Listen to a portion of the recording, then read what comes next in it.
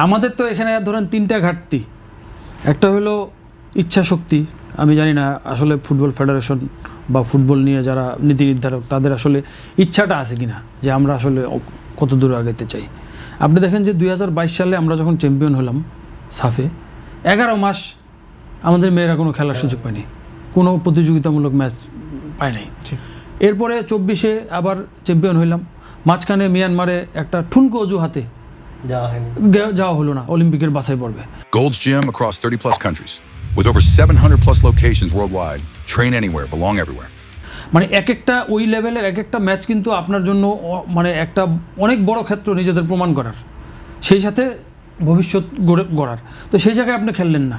তারপরে 2024-এ মানে আমরা অভাবনীয় যে এই মেয়েরা আসলে তাদের মানে ফুটবল স্কিল কতটা দক্ষ তারা, যে এই যে এত অভাব অভিযোগের মধ্যেও তারা কিন্তু দক্ষিণ এশিয়া আবার শিরোপা কিন্তু ধরে রাখলো। মানে একেবারে আমি মনে করি অভাবনীয় এটা দ্বিতীয়বার একটা, কারণ 11 মাস মাঠেই নামতে পারে নাই।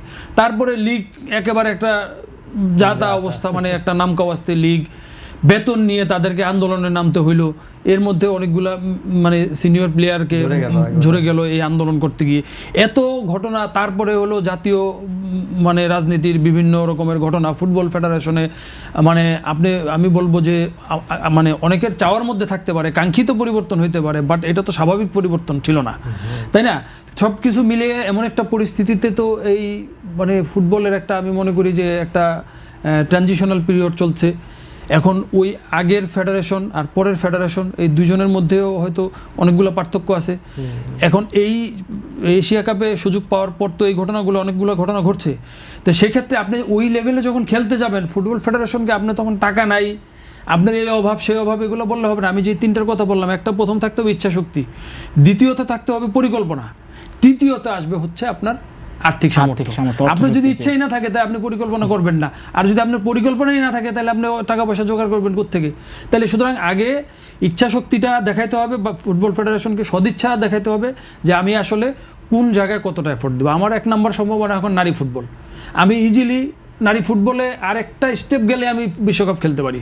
তাহলে আমাকে আগে ওই সুযোগটাই নিতে হবে। নারী ফুটবলের মধ্য দিয়েই বাংলাদেশের পুরুষ ফুটবলেও জাগরণ সৃষ্টি হতে পারে। জি, এবং সেটা হয়েছে, প্রমাণিত।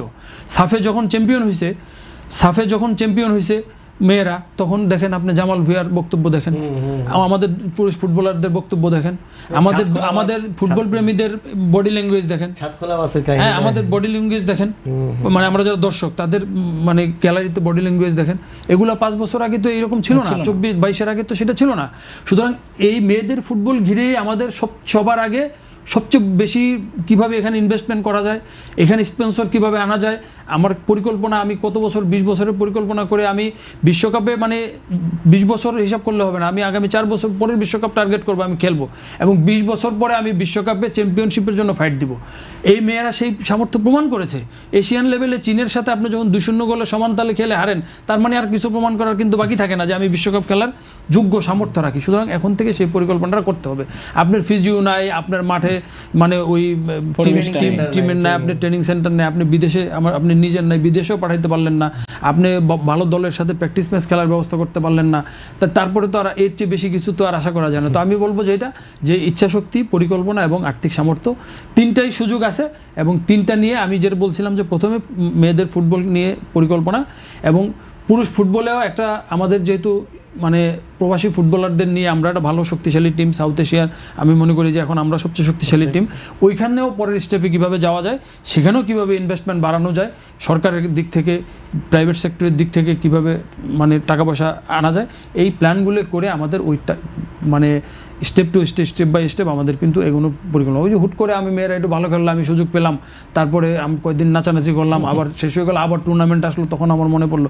এইভাবে খুব বেশি দিন আপনার এই জায়গাটা কিন্তু আপনি ধরে রাখতে পারবেন না। যে সুযোগটা সৃষ্টি হয়েছে এটা কাজে লাগানো দরকার।